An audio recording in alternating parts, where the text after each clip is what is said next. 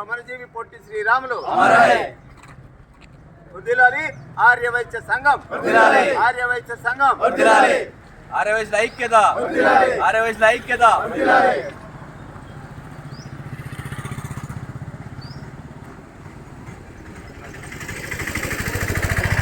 అమరజీవి పొట్టి శ్రీరాములు గారి వర్ధంతి సందర్భంగా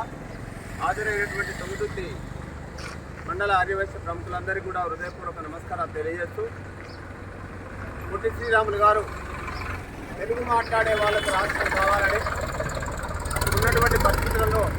మదరాసీలుగా మనలందరినీ కూడా చిన్న చూపు చూస్తున్నారనే తలపుతో 52 రోజులు ఆమరణ నిరాహార దీక్ష చేసి తన ప్రాణాన్ని త్యాగం చేసి భాషా ప్రయుక్త రాష్ట్రాల ఏర్పాటు కోసం కృషి చేసినటువంటి మహనీయుడు అమరజీవి